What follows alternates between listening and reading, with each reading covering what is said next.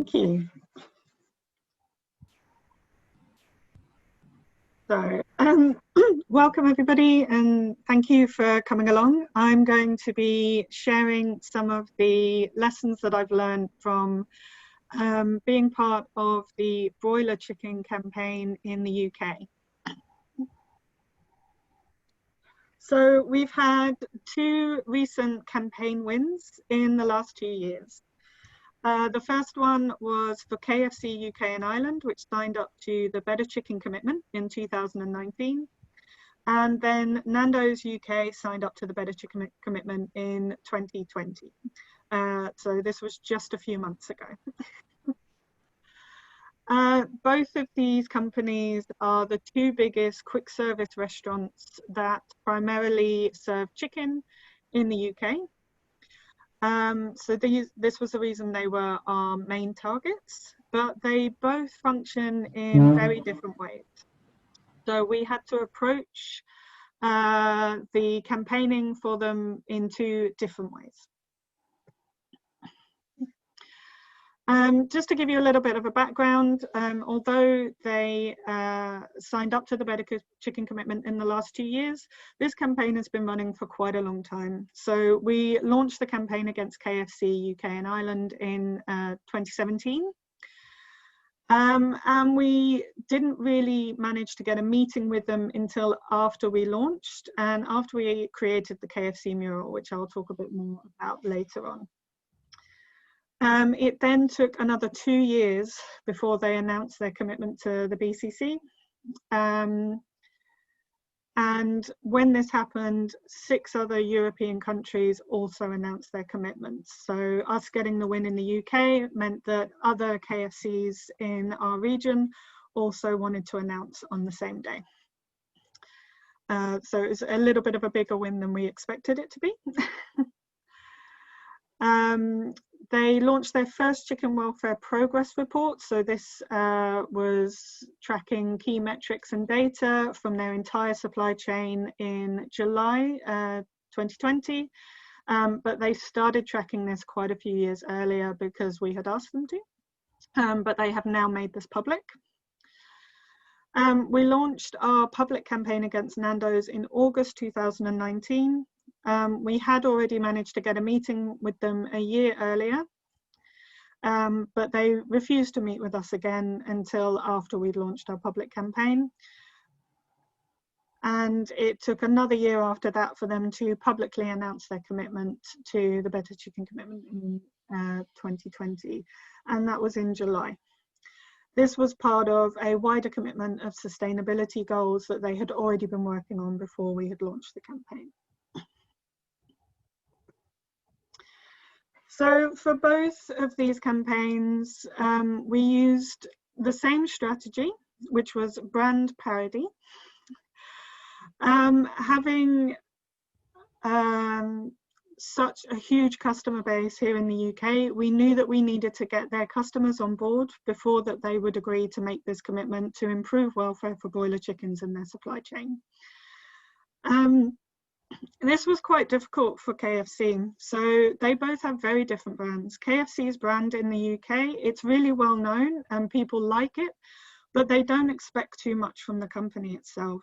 What they expect is to be able to walk into a restaurant and get cheap chicken very quickly. So most people don't look at them and think that they should be doing better for welfare or for any other environmental impact. And this made it quite difficult for us to play on their brand because most of the time they didn't really involve live chickens when they were talking about their brand in advertisements or in the media. But this all changed in 2017. They did their first advert, which they called The Whole Chicken. And they had what looked like a real live chicken in the advert. And this was a fantastic opportunity for us. Because for the first time they showed the fact that their food comes from a live animal. Now, the animal in the advert isn't alive, it's a CGI chicken, but that didn't really matter.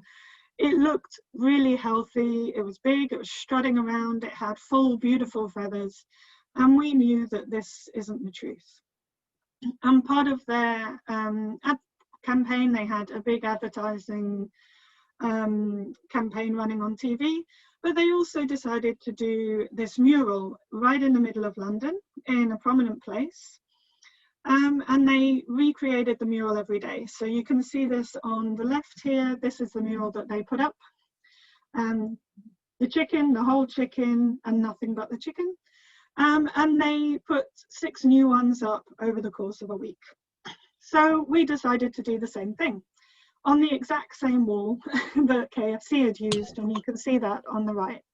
And we asked the whole truth about KFC chicken. So we turned their own brand, their own words, and flipped it back at them.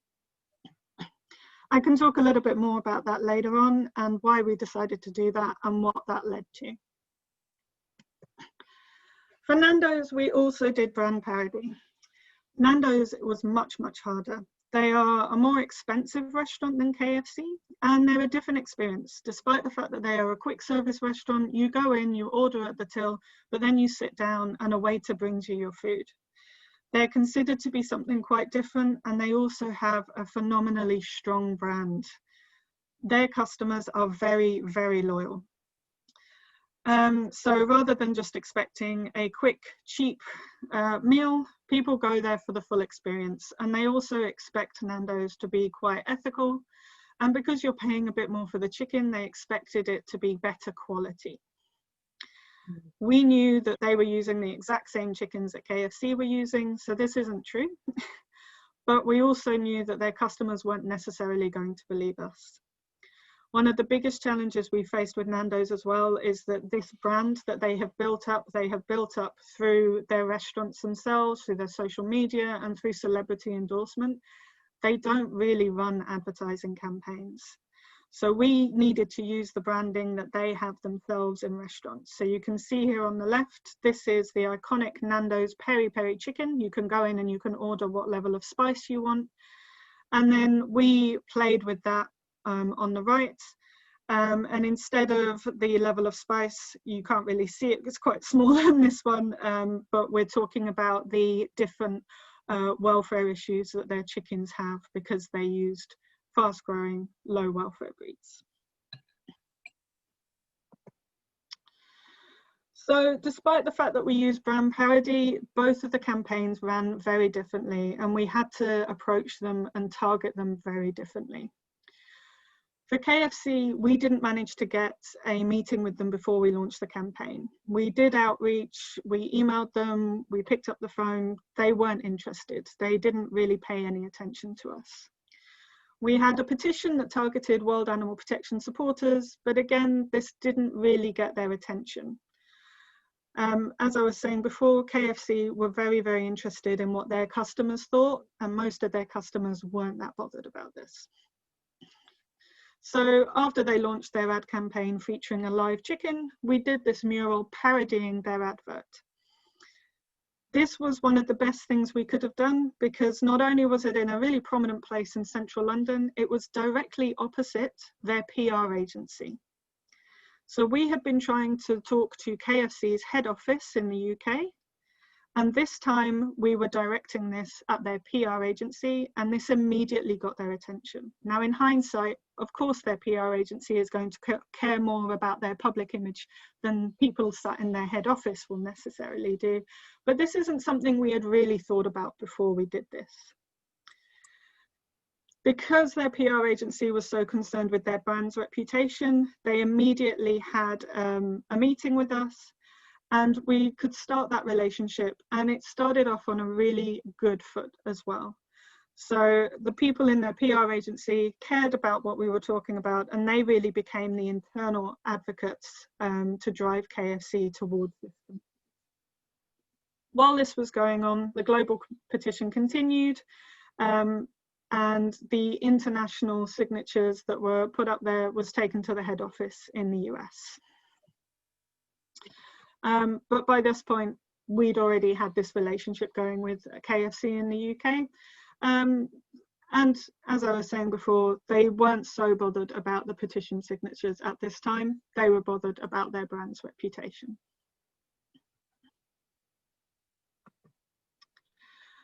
For Nando's, we had a very different experience.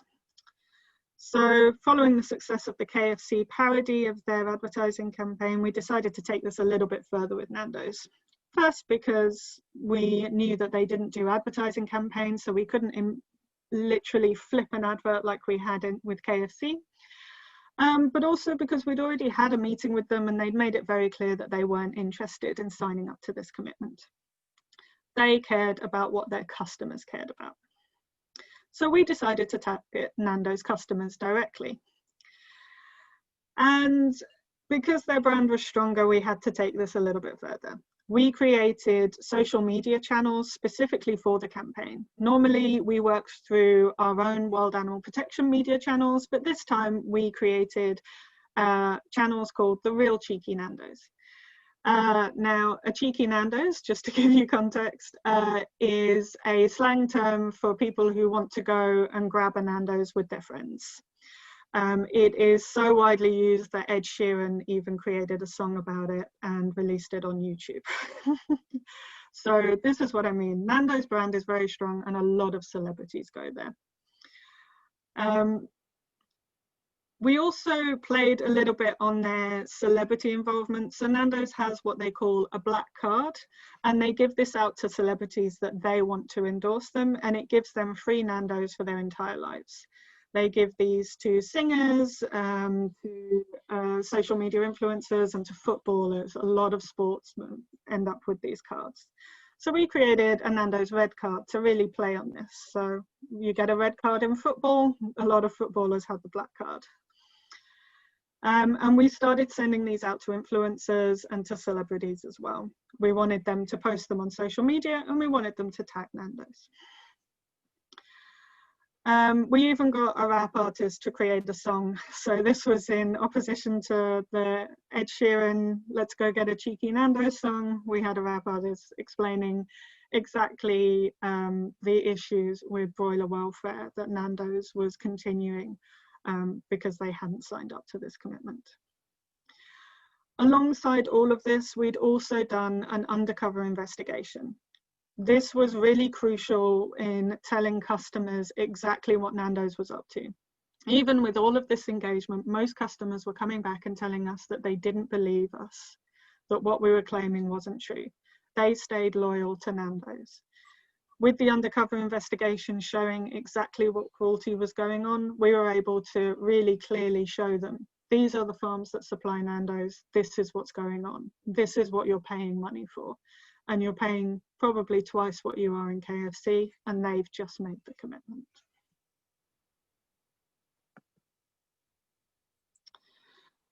So I can show some key messaging. One of the issues that we had with our Nando's campaign was we were talking to our supporters and getting them to sign a petition, but we're also talking directly to Nando's customers, and that was going to be a very different thing. Our supporters were already on board. They knew that this was terrible. They know all about the problems with broiler welfare, and they happily signed. So we used a little bit of Nando's branding. We used a font that looked a bit like Nando's to keep it in line with the concurrent campaign that was targeting Nando's customers. But this was a slightly easier way for us to get signatures.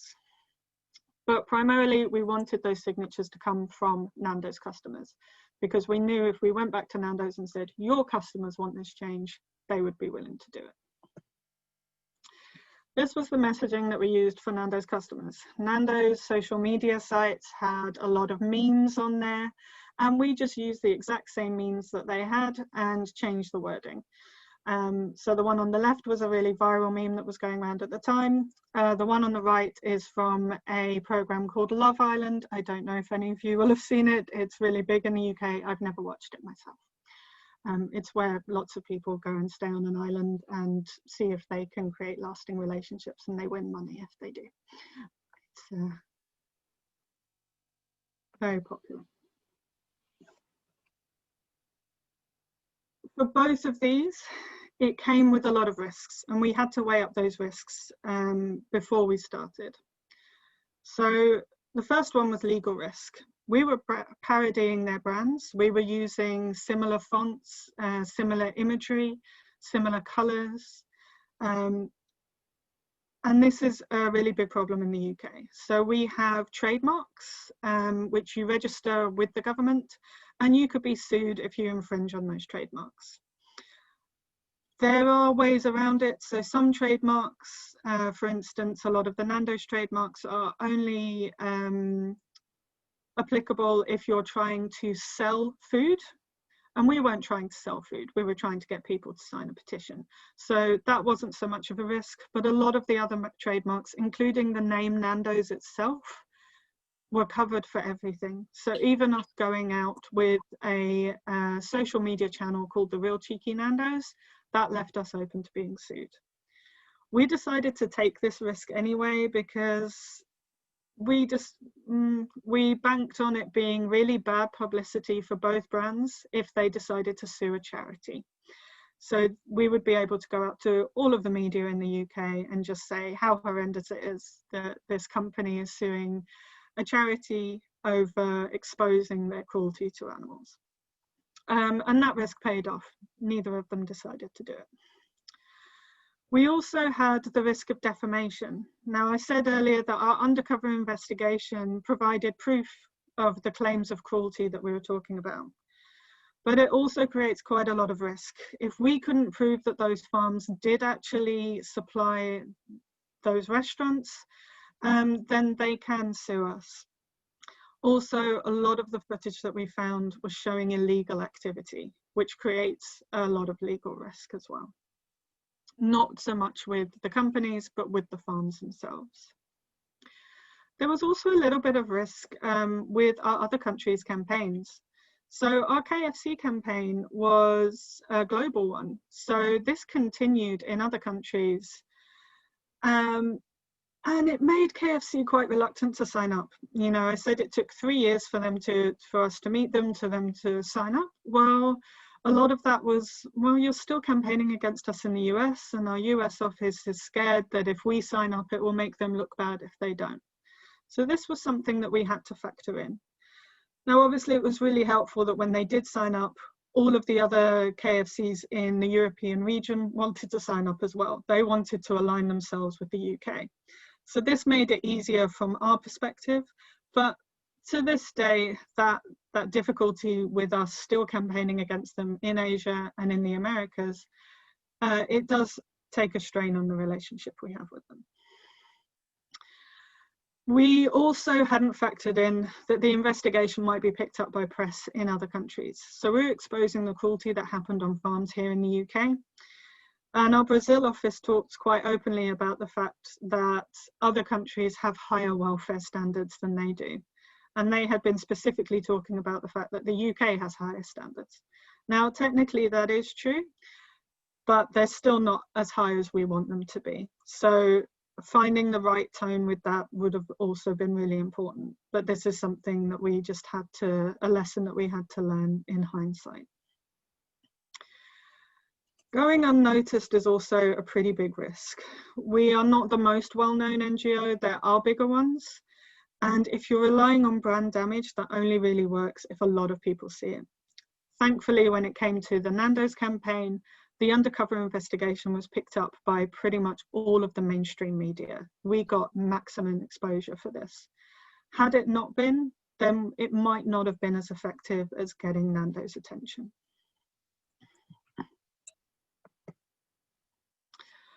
The key learnings that I would take away from this is target the right person or people in the company.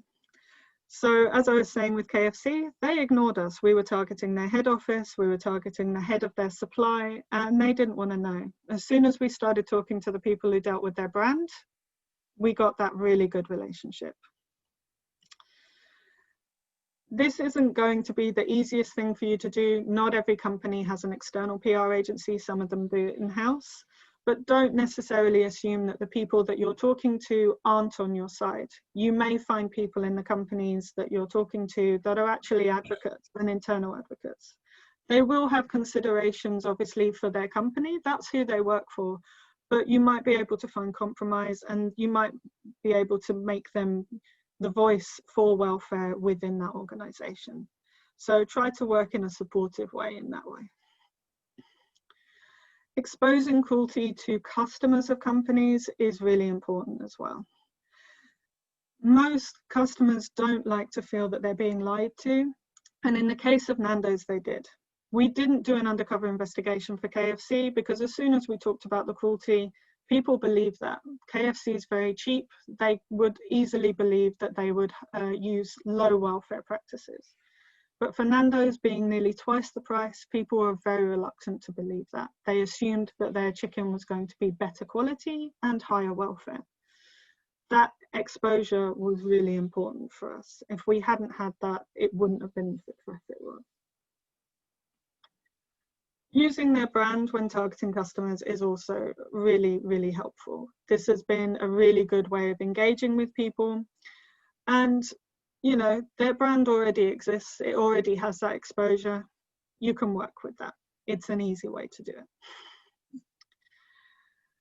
So we used memes as well for Nando's. We were trying to connect with a younger audience. Most of the audience we work with in the UK are sort of late 30s and up.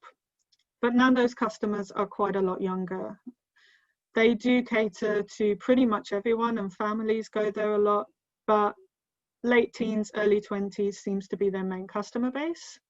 Memes was a really good way to engage them because they're not so happy to engage with kind of bleak imagery or cruel imagery. They were happier to engage with something that seemed quite funny. That did sometimes backfire. We're not all that young, so we did miss on a few of them.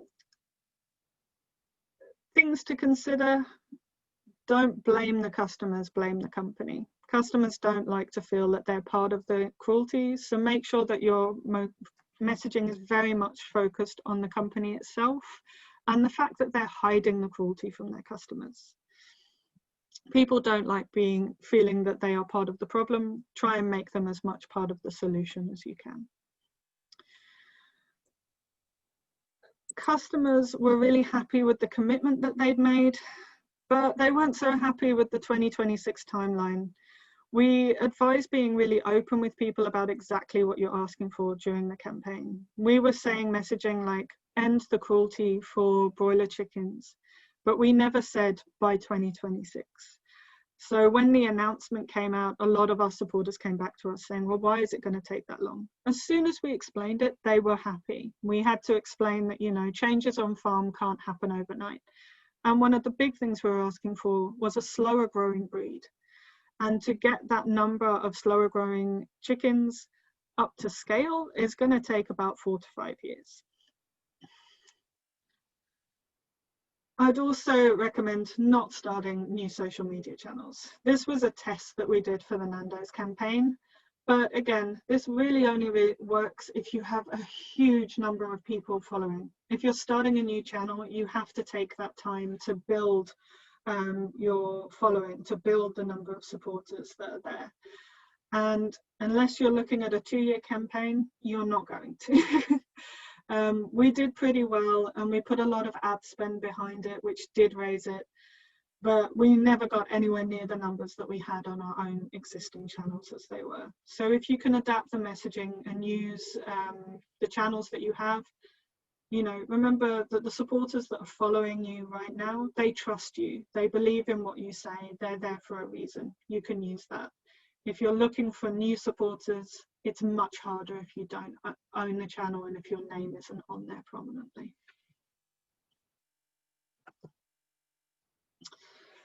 So what now for this campaign?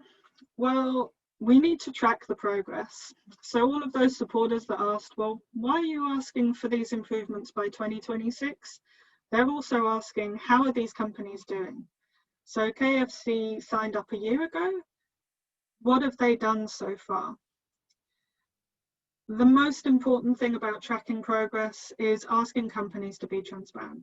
KFC launched their first annual progress report this year, and they had all of their data in there. This was really, really important step for them, mainly because the data didn't make them look good. This is the first year in, so not that much has changed. But they showed that they were truly committed because they still went out there. They still put themselves at risk of being accused of not doing anything. But to us, this was very, very important. We know that they are committed to doing this. We also have that really good relationship with them behind the scenes. So we can talk to them, we can help them with any issues. And obviously, when we look at that data, we can see what they're improving on and what they're struggling with. And we can see where we can add value and help in moving them in those areas that they are struggling as well. So it's very important to try and maintain those relationships. I know that when you're campaigning publicly against a company, that might seem counterintuitive to then try and build that good relationship behind the scenes, but this has been the most important thing for us.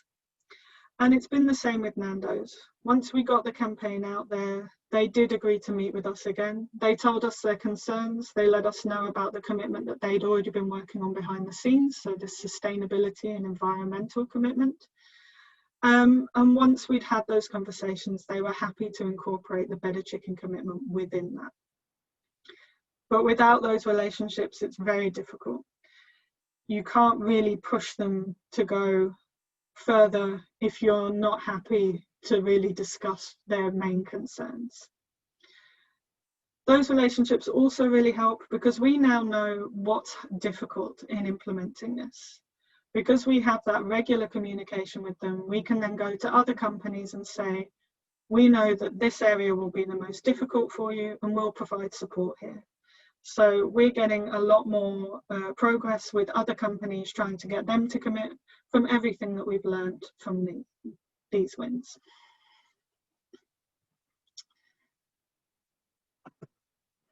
So that is everything from me. Any questions? Yes, we have some questions in the chat box already, so I'm just gonna read it out loud, starting from the first one. And the owner of the question, feel free to unmute yourself and ask follow-up questions as well if you feel like you would like to. So the first question is from Diane from Indonesia. The question is, don't you have any problems with the parody and rip-offs? And how to safely do these kinds of parodies? I think she was referring to the murals and also the memes as well, if I'm not mistaken, right, Diane? Yeah, sure. I was asking about the copyright and yeah, basically the legal part that you've already covered, but yeah, maybe you can explain more how to work around on those regulations. Thank you. Yes, absolutely.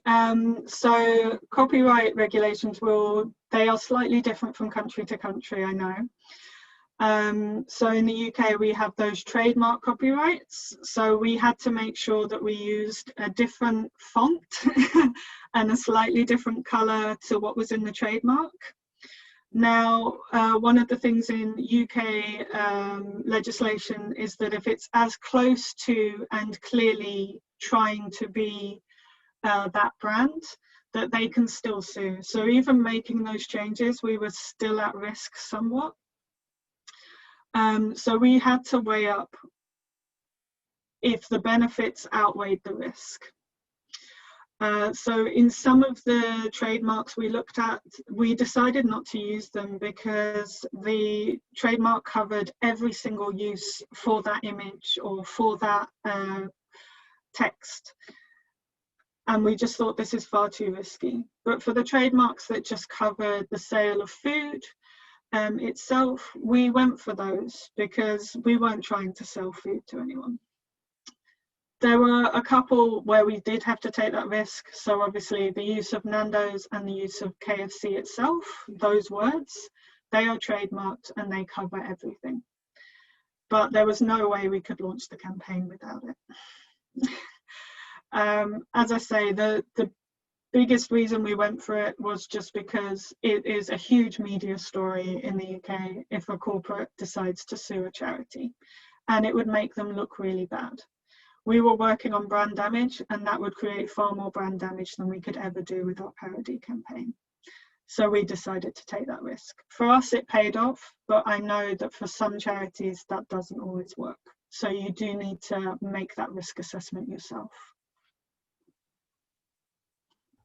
Right, thank you. I actually would like to ask a follow-up question, if you don't mind. I know I'm not supposed to because I'm the moderator.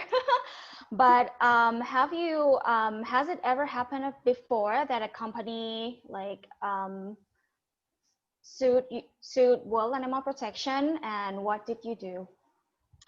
So we haven't been sued before. We have received cease and desist. So this is like the first step. So you get a letter from their lawyers saying, if you don't stop this now, we will sue. And at this point, the decision was to stop. We decided at this point that the risk was too high. Now, it's really up to the company themselves whether or not they want to do a cease and desist or whether or not they want to just serve a writ straight away.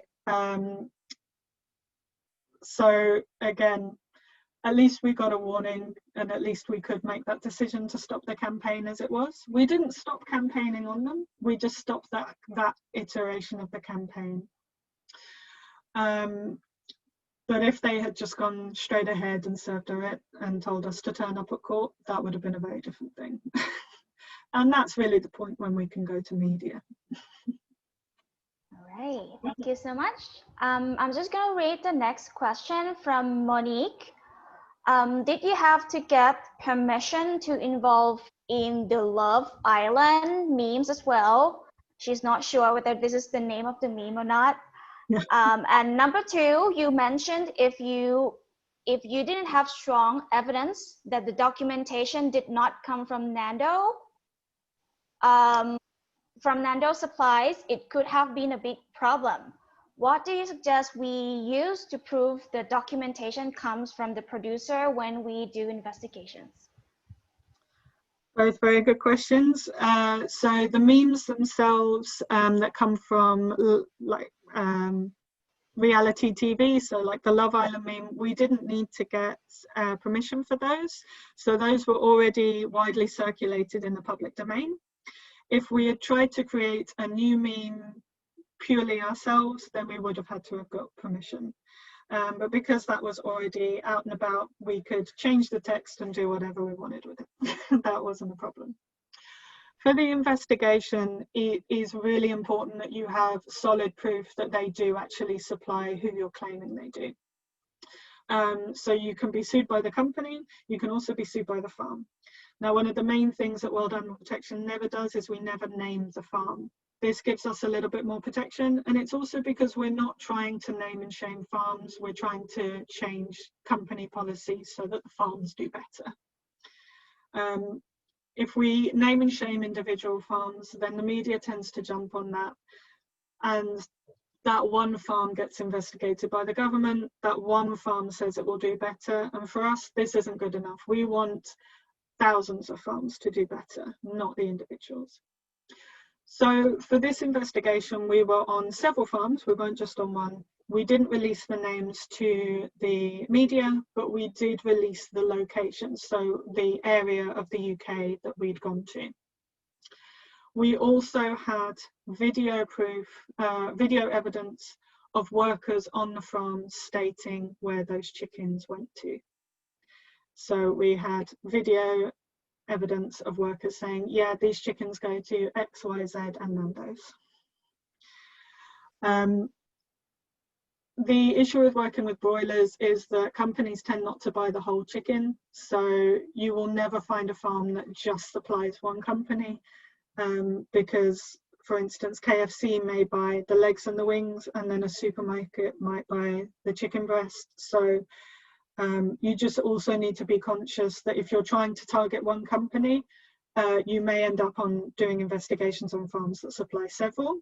You need to then make the decision if you name all of the companies that that farm supplies, or if you just stick with that one. For us, we made sure we just stuck with Nando's, so we completely bleeped out when they were naming other companies, because we wanted that focus to stay on Nando's for this campaign. But I know with other NGOs, they will list all of the companies. I would also say that for some countries, so I know in Thailand, QR codes are also fantastic for linking back to farms. Unfortunately, we don't really have blockchain in the UK, so we don't have those codes on products that link back to specific farms. But you may find in your country that having a look at products itself, you can. But this only really works for supermarkets. So for quick service restaurants, you wouldn't be able to do that. Thank you. That's a great tips. And yeah. So let's move on to the next question from Anga. So what's WAP's plan if somehow the target company actually sue World Animal Protection regardless of the brand damage? So we would go very publicly, obviously, and try and create as much brand damage as possible. Sometimes going public means that they will actually drop the lawsuit because they find it quite embarrassing. If they don't, then we do just have to kind of go ahead and go through it. Now, the main thing is that courts probably wouldn't really side with the corporate in the UK. And even if they did, they wouldn't be asking for a ridiculous amount of money from us because they know that they're asking for a charity. So if, say, KFC had come out and said, we want 10 million from you, the court would go, absolutely not.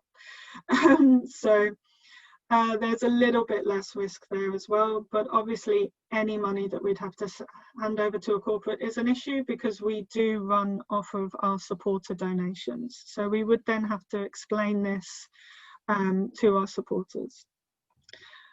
So we had that plan in place, and you can actually use it as an advantage for fundraising as well. So this corporate is suing us for exposing the cruelty. Please donate so that we can fight this in court. So you can flip it to a positive if you want to. Right. Diane says, GLC here, what a good cost system. Yeah, I agree. So next question is from Craig. So the question is, now that you have had these successes with the two biggest chicken retailers, does World Animal Protection have a strategy for the future which involves focusing on these positive steps to influence other similar outlets, retailers, and etc.? We do, yes. So we've already started a bit of outreach to the other companies, the other big QSRs that haven't signed up yet. This is very much in the background right now. So we're just having corporate meetings and just explaining, you know, we've already got the two largest that have signed up. So you can push them in the right direction. And those conversations are a lot more positive than they were a couple of years ago. So this is helpful. We also have a report that we release every year called the Pecking Order, which ranks companies on their welfare standards, and it involves global QSRs. This year we're going to be releasing it for the UK, and we'll be able to really clearly show who in the UK has signed up and who hasn't. And we're also using that as a tool to make sure that we can get those conversations and try and get them towards a commitment before that's released, so that they are not seen as at the bad end. When the first one came out, they were all doing bad. So the scoring was poor, terrible, even worse, you know. Whereas now we have a few that are in the good area. It really highlights those that are not doing well. So this is a really useful tool as well. All right, thank you so much. If anyone else has any questions, you can also feel free to unmute yourself and say the question out loud as well, if you prefer. So I have one last question, if nobody else here has it. Where can we find that report called Pecking Order? Is it going to be on World Animal Protection's UK website? Yeah, so it will also be on the websites of the international offices as well. So I can send a link to last year's if you like, which I think was on our international site, and then next year on the UK website, the new report will be coming up as well. Yes, that would be great. Thank you so much. And Lindsay, if our attendees still have any questions about this presentation, where can they contact you? Yeah, so you can email me. I'm on lindsayduncan@worldanimalprotection.org.uk. So do feel free to drop me an email if you have questions. Thank you so much. All right, I think we have reached the end of the webinar. It's exactly 5:45. So thank you. I would like to thank you again, Lindsay, for spending your time sharing your knowledge and experience with us here. And also thanks to all the participants here who asked questions and engaged in this internal learning session. So I would like to make some little announcement about the next session that we will have. The next session will be tomorrow. It's gonna be from World Animal Protection China at 1 to 2 p.m. Indo-China time, 2 to 3 p.m. Taipei, Beijing, and Hong Kong. And you can also check about the other time zone on the document that you received when you registered as well. So I would like to thank you so much again for attending this webinar. And I hope to see you all in the next session. Enjoy the rest of your day or evening or afternoon. Goodbye. Thank you very much for having me. Goodbye. Thank you, Lindsay. Goodbye. Thank you.